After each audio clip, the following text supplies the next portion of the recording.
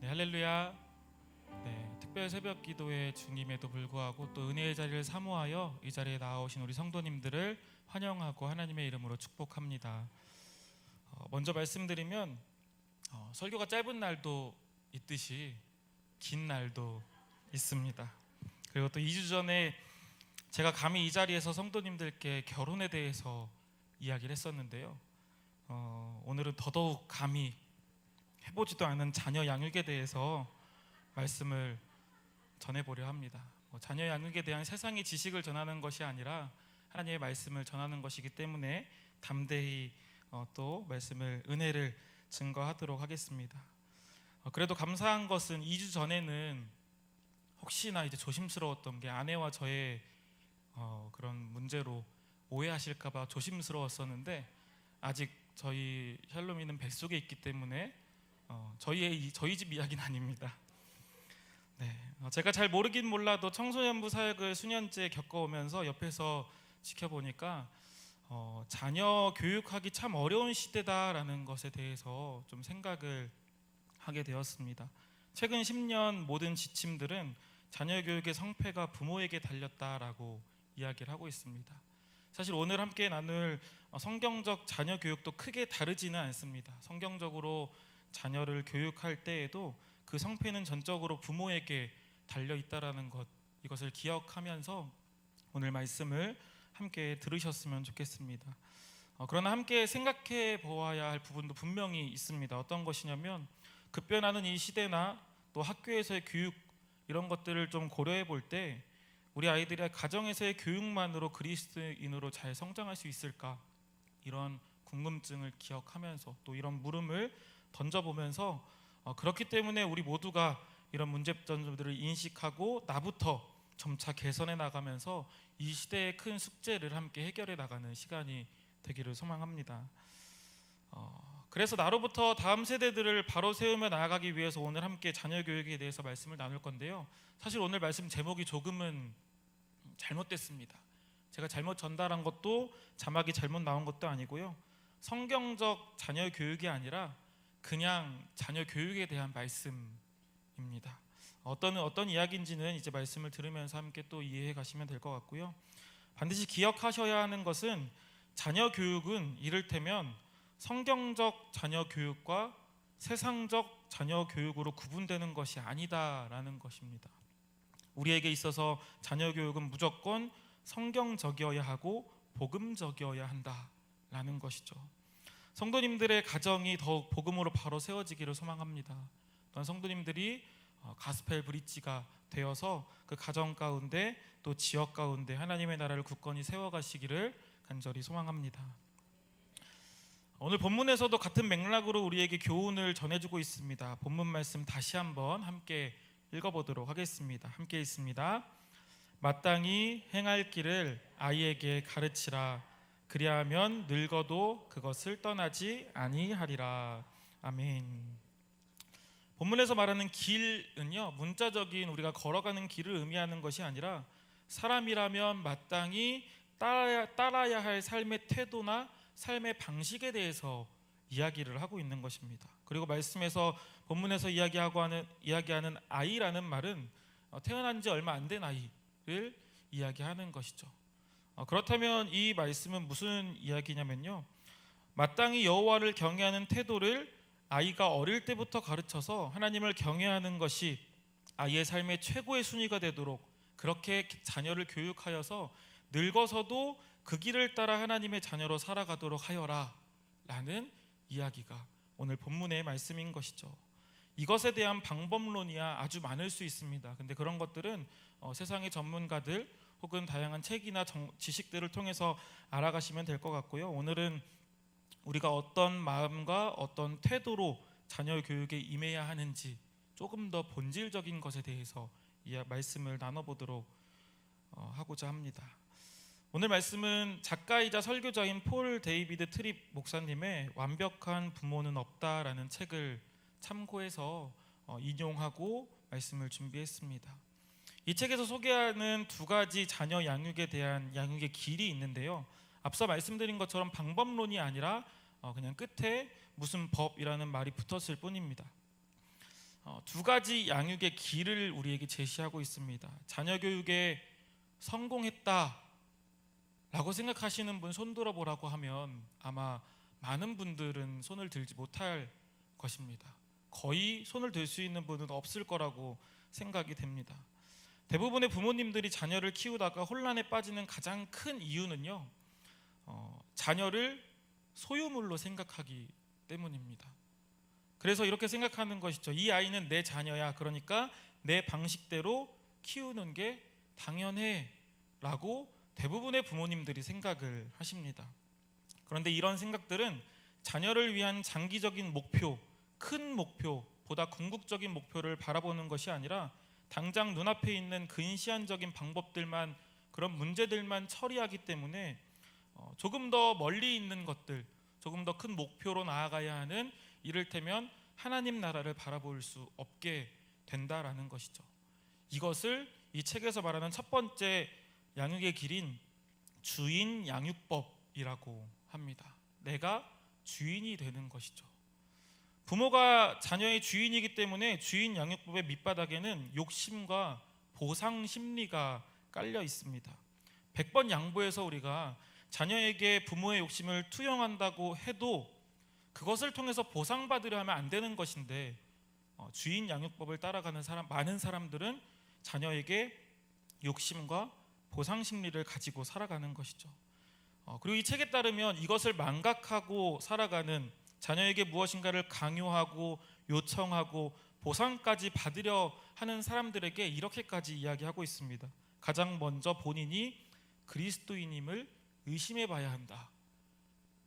무슨 말이겠습니까? 그리스도인이라면 자녀의 주인이 되는 것이 아니라 자녀를 하나님께 맡겨드려야 하는 것을 이야기하고 있는 것이죠. 왜냐면요, 하나님께서 애초에 의도하신 바람직한 양육의 출발은 자녀는 부모인 나에게 속한 자가 아니다라는 겸손한 고백에서 출발하기 때문입니다. 다르게 말하면 우리의 자녀는 모든 것을 창조하신 하나님의 소유다라고 고백을 해야 되는 것이죠. 시편 127편 3절 말씀에 보면 이렇게 이야기합니다. 보라, 자식들은 여호와의 기업이요 태의 열매는 그의 상급이로다 라고 말씀하고 있습니다. 모든 축복, 자녀까지도 모두 하나님의 은혜로 주어졌다, 이 말인 것이죠. 그렇다면 하나님이 부모에게 자녀를 맡기신 이유는 아까 오늘 본문에서 우리가 함께 살펴본 것처럼 우리로 하여금 이 아이가 내 양육 방법대로 따라가는 것이 아니라 하나님의 형상으로 성장하도록 돕는 사람이 되어야 한다. 이것이 오늘 말씀의 본질이라고 할 수 있습니다. 그래서 성경에서는 부모라고 할 수 있는 이 돕는 자들을 대사라고 표현합니다. 영어로 하면 요즘에 우리가 흔히 알고 있는 앰버서더라고 표현할 수 있는데요, 전통적인 대사의 역할이 무엇입니까? 외교 관계에서 외교관과 같은 역할을 하는 것이 우리가 알고 있는 전통적인 대사의 역할입니다. 그리고 현대적인 역할을 바라볼 때에도 유명인들을 앰버서더로 세워서 홍보하고 대표하는 자리에서 책임감을 갖도록 하는 것, 이것이 이 시대의 앰버서더의 역할인 것이죠.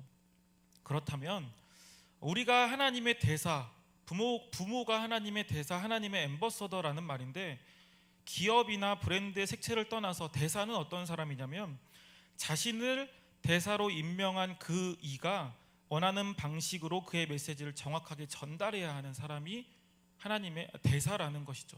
그렇다면 우리가 부모가 하나님의 대사라고 한다면 나에게 하나님께서 말씀하신 것, 그 메시지가 무엇인지 정확하게 파악하고 그것을 자녀들에게 전해야 하는 것, 다시 말하면 아까 말씀드린 이 자녀가 하나님의 형상을 닮아가도록 돕기만 하면 되는 것, 그것이 부모의 역할이다라고 말씀하고 있는 것입니다.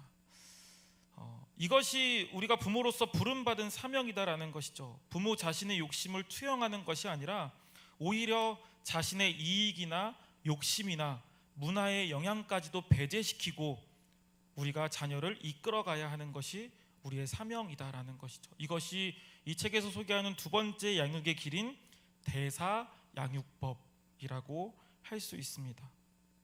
한번 가정해 보겠습니다. 그리고 우리 성도님들을 솔직해져 보셨으면 좋겠습니다. 저희 집 이야기는 아닙니다. 이웃 사랑에 대한 말씀을 묵상하고 이제 막 자리에 이제 집에서 엉덩이를 붙였는데 거실 저편에서 아이들이 싸우는 소리가 들립니다. 어떻게 하시겠습니까? 싸우지 마. 당연히 아이들이 그 싸우지 말라는 말을 들을 리가 없죠. 더 싸우고 무엇인가 던지는 소리가 나고 마침내 누군가 한 명이 울기 시작합니다.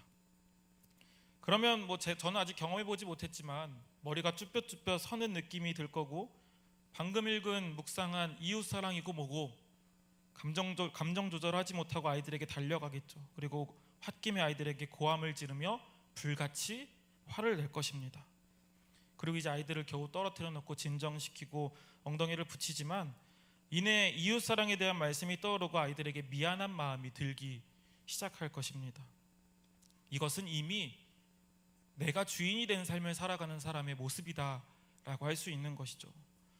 우리가 가진 죄의 본성은 우리가 자녀의 주인이라고 계속해서 우리를 유혹합니다. 그리고 기다리지 말고 재촉하라고 말하고 은혜에 의지하지 말고 체벌 주는 것이 훨씬 더 효과적인 방법이라고 우리에게 말하고 있습니다. 처음에 말씀드렸다시피 자녀 양육의 가장 큰 문제는요, 그리고 오늘 말씀을 토대로 다시 한번 말하면 하나님으로부터 받은 대사의 소명을 잘 감당하지 못하는 가장 큰 이유는 우리 자신에게, 부모 자신에게 있다라는 것입니다. 이것을 솔직하고 겸손하게 인정하는 것이 대사 양육의 출발점이 될 것입니다. 우리는 앞서 말씀드린 것과 같이 자녀의 나이를 떠나서 그리고 자녀들과 있는 매 순간이 하나님이 원하시는 것과 내가 원하는, 부모가 원하는 것 사이에서 갈등을 하며 살아갈 것입니다. 우리가 언제 갈등하겠습니까? 자녀들이 안 싸우고 평안하게 있을 때는 전혀 내 안에 어떤 영적 전쟁이나 갈등은 생겨나지 않습니다. 그러나 자녀들이 문제를 일으키는 순간, 자녀들이 말을 안 듣고 말썽을 부리는 순간 우리 안에 영적 전쟁은 시작됩니다. 그래서 자녀 양육법과 대사 양육법을 조금 더 잘 이해하기 위해서 지금 부모인 우리의 모습들을 조금 더 살펴보려고 합니다. 우리가 자녀를 키울 때 크게 중요하게 생각하는 4가지 영역이 있다고 합니다. 첫 번째는 정체성입니다. 부모는 자신의 정체성과 삶의 의미, 행복을 자녀에게서 찾으려고 합니다. 조금 더 난 그렇지 않은데 하시는 분들도 조금 더 내 안에 나도 모르게 있었던 모습들을 한번 떠올려 보시면 좋을 것 같습니다.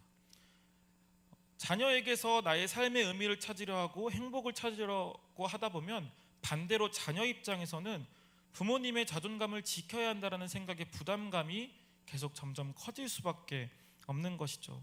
하지만 한번 생각해 봅시다. 부모가 자녀의 어떠함으로 자존감과 정체성을 찾는 것만큼 미련한 일이 어디 있겠습니까? 이 자녀는 내 것이 아니라 하나님의 자녀인데 이 자녀의 어떠함을 통해서 내 자존감을 찾으려고, 내 정체성을 찾으려고 한다는 건 말도 안 되는 것이죠. 그런 자녀를 통해서 정체성을 찾는 것은 당연히 말이 안 됩니다. 그렇다면 우리는 그저 하나님께 명령을 받은 신분, 하나님의 대사로서 양육에 임해야 하는데, 아까 말씀드렸던 것입니다. 하나님의 형상을 닮아가는 이 정체성을 향한 목적과 의미가 우리 안에 바로 설 때에 이것이 자녀 양육의 원동력이 되어서 아이들을 하나님의 자녀로 잘 이끌어갈 수 있게 된다라는 것이죠. 우리에게 중요하게 생각되어지는 두 번째 영역은 일입니다. 대부분의 부모님들이 자녀를 대단한 존재로 성장시켜야 한다라고 생각을 합니다. 어떤 것입니까? 내가 공부를 했어야 했는데 못했으니까 너는 공부를 조금 더 열심히 잘해야 돼. 내가 운동선수가 되고 싶었는데 돈이 없어서 못했어. 내가 돈 벌어올 테니까 너는 운동 열심히 배워서 운동선수가 돼봐. 부모가 원하는 목표를 세우고 그에 걸맞는 작품으로 그 자녀를 만들기 위해서 온갖 노력과 돈과 시간과 에너지를 쏟아붓습니다. 그러나 우리가 하나님께 부여받은 사명은 우리보다 비교할 수 없을 정도로 지혜롭고 위대하고 자비로우신 하나님을 대리해서 하나님의 형상으로 이루어가기 위해 돕는 것 아니겠습니까? 그렇다면 이에게 무엇인가를 내가 요구하는 것이 아니라 그냥 부모는 하나님의 도구라는 것을 기억하여서 하나님의 영광과 하나님의 지혜만이 자녀를 변화시킬 수 있다라는 것을 기억하며 자녀를 하나님의 자녀로 이끌어야 한다라는 것이죠. 우리가 중요하게 생각하는 세 번째는 성공입니다. 두 번째 내용과 이어지는 이야기이겠죠. 자녀의 성공을 위해서 가진 노력을 합니다. 그리고 자녀에게서 우리가 요구하는 것은 학교 성적, 운동의 성과, 음악적 특기, 사회성, 이런 것들을 요구하고 있습니다. 자연스럽게 그렇게 잘 살기를 바라고 있습니다. 이 모든 것이 부모가 제대로 역할을 감당했는지 보여주는 표준이라고 생각도 합니다. 내 자녀가 사회성이 떨어지면 과연 그 부모가 자녀 교육을 잘했는지 생각을 하는 것이죠. 방금 말씀드린 학교 성적이나 운동의 성과, 음악적 특기, 사회성, 이러한 것들이 중요하지 않다라는 것은 아니지만 한번 생각해 보시기 바랍니다. 그렇게 잘 자란 아이, 소위 성공한 아이를 기준하는 그 가치가 이미 어디에 있냐라는 것이죠. 이미 성공한 아이를 기준하는 그 가치가 모두 세상에 있다라는 것입니다. 그렇다면 성공하지 못하는 자녀를 질책하기보다는 그 세상의 기준을 주입시키는 스스로를 자책하는 것이, 스스로를 돌아보는 것이 우리 부모에게 먼저 있어야 한다라는 것이죠. 잘 기억하시기 바랍니다. 성공적인 양육은 부모가 무엇을 이루어냈느냐가 아니라 무엇을 했느냐에 달려 있는 것입니다. 다시 말하면 어떤 목표를 성취했는지가 성공적인 양육을 했는지 결정하는 것이 아니라 하나님의 도구로 성실히 쓰임을 받았는가, 이것이 자녀 양육의 성공적인 양육이다 아니다를 결정할 수 있는 중요한 기준이 된다라는 것이죠. 마지막 네 번째는 명성입니다. 아마 지금 영상으로 예배드리고 있는 인천에 있는 저희 어머니도 이런 모습이 많이 보이는데요. 많은 부모님들이 사람들 앞에서 자녀를 자랑하고 그 옆에 있는 자신을 과시하려고 합니다. 자녀가 잘 되어야 자녀를 자랑하고 그 자녀가 잘 됐으니까 내가 얘 엄마야, 내가 얘 아빠야 과시하려고 하는 것이죠. 이런 부모님들의 가장 저희 엄마의 문제라고 하는 것 같아서 조금 죄송하네요. 이런 부모님들의 가장 큰 문제는 자녀가 하나님의 법을 어길 때 꾸중하는 것이 아니라 자녀가 부모의 체면을 구겼을 때 꾸중한다라는 것이죠. 교회를 안 갔을 때 꾸중하지 않고 예배를 안 드렸을 때 꾸중하지 않고 하나님의 법을 어겼을 때 꾸중하지 않고 그냥 그저 세상적인 기준에서 나에게 나의 체면을 구겼을 때 꾸중한다라는 것입니다. 그러나 생각해 보십시오. 부모뿐만 아니라 자녀들도, 우리 모두는 본질상 죄인인데 죄인을 양육하다 보면 당연히 오해받을 일도 있고 당연히 비판받을 일도 있고 창피한 일이 생기는 것이 아주 당연한 것 아니겠습니까? 자녀가 잘 성장한다 해도 그것은 내 면류관이 아니라 하나님께서 영광 받으실 일인 줄로 믿습니다. 그러한 믿음으로 자녀를 이끌어 가야 하는 것이죠. 사실 이제까지 나눈 말씀과 앞으로 조금 더 드릴 말씀 모두가 하나님의 자녀된 자로서, 그리고 하나님의 대사된 자로서 내가 변화되어야지 라는 소망이 있을 때야 가능한 것입니다. 그러한 마음이 없으면 오늘 어떠한 말씀을 듣고 어떠한 은혜를 받든지 나의 삶에 적용될 수 있는 말씀은 아닐 것입니다.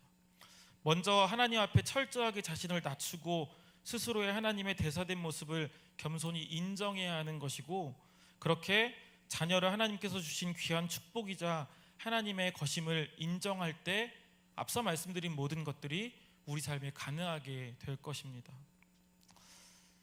조금 더 현실적인 이야기로 한번 나아가 보겠습니다. 세상에 치이는 우리는 무엇을 바라보게 됩니까? 마태복음 6장 19절부터 34절에 보면 예수님께서는 인간이 중요하게 생각하고 여기는 것을 보물이라는 단어로 표현을 합니다. 마태복음 6장 19절부터 21절까지 말씀 우리 함께 한 목소리로 읽어보도록 하겠습니다. 함께 있습니다.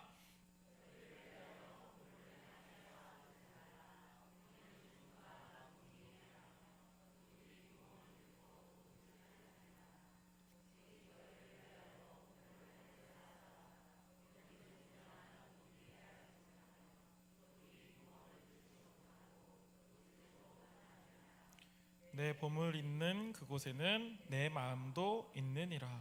아멘. 우리 인간들이 중요하게 여기는 것, 가치를 두고 있는 것을 예수님은 보물이라고 표현하셨습니다. 그래서 너희를 위하여 보물을 땅에 쌓아두지 말고 오직 너희를 위하여 보물을 하늘에 쌓아두라. 우리의 가치를 하늘에 두라는 것이죠. 내 보물 있는 그곳에 너의 마음도 있을 것이다. 지금부터 드릴 말씀은요, 절대 보수적인 신앙의 이야기가 아닙니다. 세상 물정 모르고, 다시 말하면 아직 자녀가 없는 전도사가 그냥 책만 보고 전하는 지식의 내용이 아닌 하나님의 주권과 내가 하나님의 자녀임을 인정하기에 믿음으로 복음을 선포하는 것입니다. 우리의 보물이 어디에 있는지 한번 생각해 보시기를 소망합니다. 예를 들어서 부모가 물욕으로 가득 차서, 물질적인 욕심으로 가득 차서 소유하고 관리하고 보존하는 일에만 급급하다면 당연히 자녀를 돌볼 시간은 없어질 것입니다. 더 많이 소유해야 하고 많이 소유한 것들을 관리해야 하고, 그렇다면 점점 더 자녀를 양육할 시간, 자녀를 돌볼 시간은 없어지겠죠. 조금 예를 들어보겠습니다. 교육을 위해서, 교육이라는 목적을 위해서 자녀를 어린이집과 학원에 보내는 것이 아니라 보물이 다른 곳에 있기 때문에 자녀를 양육할 시간이 없어서 자녀를 어린이집과 학원에 보낸다면 내가 받은 은혜가 무엇인지 돌아보아야 하겠죠. 생계 유지를 위해서 어쩔 수 없이 늦은 오후에 자녀를 학원에서 픽업한다면 이미 나의 삶으로 인해, 나의 삶 때문에 지칠 대로 지친 육체를 가지고 밤늦은 시간에 아이에게 어떤 따뜻한 말과 시선을 전할 수 있겠느냐, 이 말입니다. 마치 이런 것입니다. 성경은 분명히 우리에게 우리가 지킬 여러 가지 것들을 알려주죠. 그런데 하나를 지키다 보니 둘을 못 지키는 말씀이 성경 어디에 있냐라는 것이죠. 하나님의 말씀은 하나부터 10까지 우리 모두가 동시에 지킬 수 있는 것이다라는 것이죠. 그렇다면 우리가 믿는 하나님은 허울만 좋은 우상이 되는 것이 아니라, 하나님의 허술한 계획을 탓하는 것이 아니라, 하나님은 사랑과 지혜가 넘치는 분이기 때문에 절대 그 하나님의 명령은 서로 상충될 수 없다라는 것, 상충되도록 내버려두지 않으시는 분이 우리 하나님이다라는 것입니다. 이게 무슨 말이냐면요, 하나를 지키기 위해서 둘을 어길 수밖에 없는 상황을 하나님은 주시지 않는다는 것이죠. 나의 삶, 나의 가정을 지키기 위해서 일을 못하게 하는 상황을 주시는 것이 아니다. 나의 일을 지키기 위해서 가정을 못 지키는 상황을 주시는 분은 우리 하나님이 아니다라는 것입니다.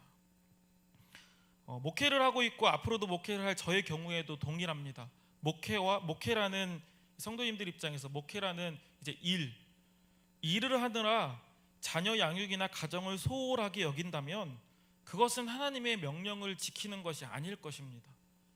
왜냐면요, 디도서 1장 6절에 보면요, 책망할 것이 없고 한 아내의 남편이며 방탕하다는 비난을 받거나 불순종하는 일이 없는 믿는 자녀를 둔 자라야 할지니라 라고 장로의 기준에 대해서 이야기하고 있습니다.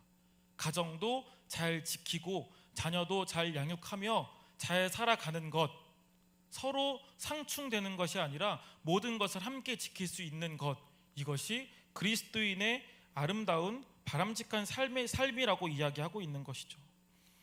아마 이쯤 되면 몇몇 분들이 이런 생각을 할 수도 있습니다. 전도사님, 지금 저에게 필요한 것은 그런 신학적인 이야기가 아니라 실질적인 조언입니다. 성경의 이야기가 틀린 것이 하나도 없다라는 것은 저도 알고 있습니다.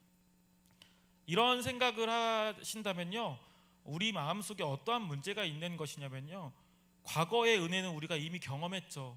그리고 미래의 은혜는 믿음으로 우리가 알고 있습니다. 지금의 은혜를 우리가 바라보지 못하고 있기 때문에 그렇게 생각을 하는 것입니다. 어디를 가든 하나님의 은혜는 우리와 함께 할 줄로 믿습니다. 그리고 우리가 어떠한 상황에 처하든 나의 모든 것이 바닥났다고 느껴질 그때에도 하나님의 은혜는 우리와 함께 할 줄로 믿습니다. 그 하나님의 은혜이신 예수 그리스도의 십자가의 사랑으로 지금 우리가 살아 숨쉬고 있는 것 아닙니까?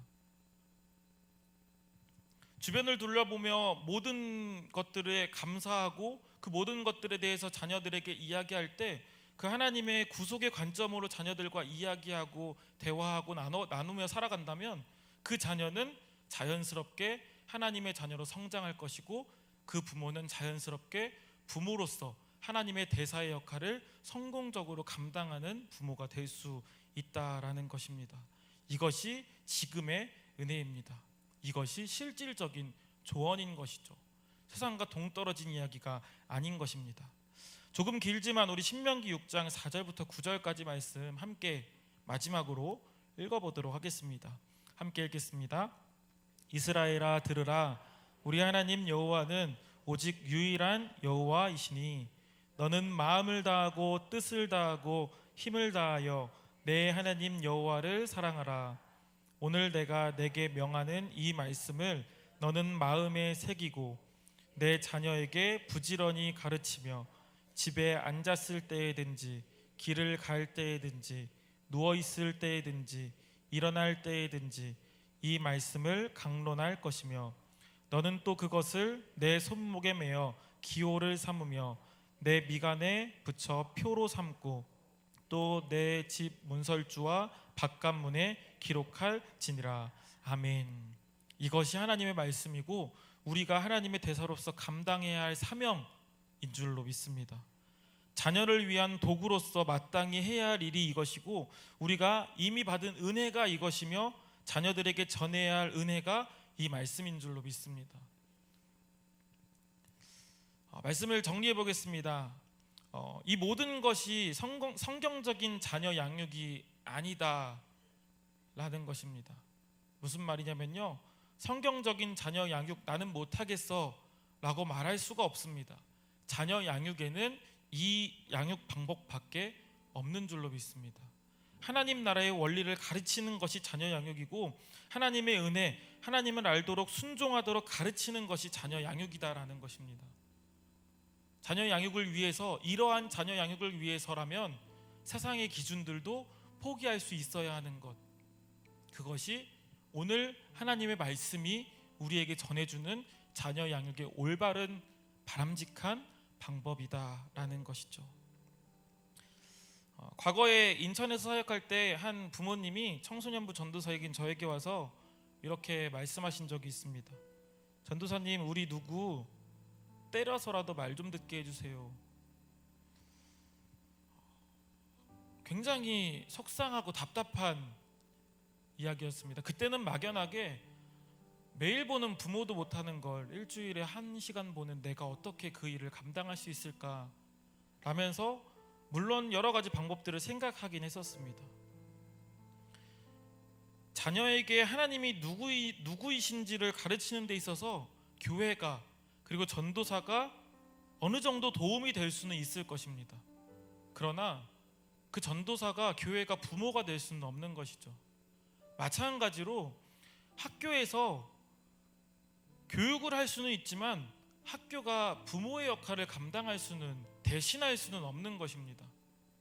그런데 많은 사람들은 학교가, 교회가, 이 세상이 부모의 역할을 감당해 주기를 바라고 있다라는 것이죠. 하나님의 존재를 알려주고 성품을 알려주고 자신을 향한 하나님의 신실한 계획이 있음을 알려주어야 하는 것은 부모의 역할입니다. 아마 이런 이야기를 또 들으시면 자신 없으실 수도 있습니다. 그렇다면 성경을 한번 펼쳐보시기 바랍니다. 아브라함, 모세, 기드온, 다윗, 그리고 예수님의 수많은 제자들, 그 중에 어느 하나도 자신 있고 능력이 있어서 하나님의 부르심을 감당한 사람은 없습니다. 마찬가지로 하나님께서 우리를 부모로 부르신 이유는 우리에게 감당할 만한 능력이 있어서가 아닙니다.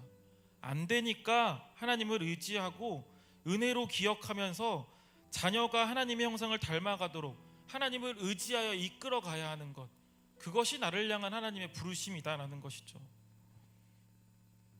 하나님께서 우리를 부모로 부르신 것은 절대 결코 실수가 아닙니다. 그리고 나에게 능력이 없음도 하나님의 실수가 아닙니다. 하나님은 우리를 창조하실 때 우리가 부족한 것이 맞죠. 하나님께서 하나님을 찾으라고 그렇게 창조하신 것입니다. 그렇다면 부모로서 나는 부족하다라고 좌절하는 것이 아니라, 지금까지 그렇게 자녀들을 이끌어 왔음에 좌절하는 것이 아니라, 그렇다면 이제부터라도 하나님을 더욱더 찾고 하나님의 방법대로 내 자녀가 하나님의 형상을 닮아가도록 이끌어가는 것, 돕는 것, 하나님의 대사로서의 역할을 감당하는 것, 그것이 부모의 역할이고 자녀 양육의 올바른 길이다라는 것입니다. 그렇기 때문에 더욱 하나님을 의지하며 내가 받은 은혜를 기억하며 하나님을 닮아가도록 도구로 사용받기에 기뻐하고 감사하는 저와 우리 모든 성도님들 되시기를 간절히 소망합니다. 기도하겠습니다. 할렐루야. 사랑과 은혜가 많으신 주님, 오늘도 우리 삶 가운데 귀한 생명을 허락하시고 지금을 살아갈 수 있도록 인도하심에 감사합니다. 지금 내 삶에 임한 하나님의 사랑, 예수 그리스도의 은혜가 무엇인지 기억하게 하시고, 그 은혜를 기억한다면 자녀들에게 그 하나님의 사랑을, 그 예수 그리스도의 은혜를 온전히 증거할 수 있는, 전할 수 있는 우리 모두가 될 수 있도록 인도하여 주시옵소서. 또한 자녀된 내가 부모님에게 그러한 은혜에 감사하며 나아갈 수 있는 우리 모두가 될 수 있도록 인도하여 주시옵소서. 더 이상 세상의 방법을 따르는 것이 아니라, 세상의 기준에 맞춰 살아가는 것이 아니라, 하나님이 어떠한 분인지를 자녀들에게 교육하며 하나님 말씀에 순종하도록 가르치며 하나님의 성품이 무엇인지 기억하며 하나님의 형상을 더욱더 닮아가도록 옆에서 돕는 역할을 잘 감당하는, 하나님의 대사로서의 역할을 잘 감당하며 살아가는 저와 이 자리에 모인 우리 모든 성도님들 될 수 있도록 인도하여 주시옵소서. 언제나 우리 삶에 크신 능력과 은혜와 사랑으로 함께 하실 주님을 믿으며 감사하며 예수 그리스도의 이름으로 기도합니다. 아멘.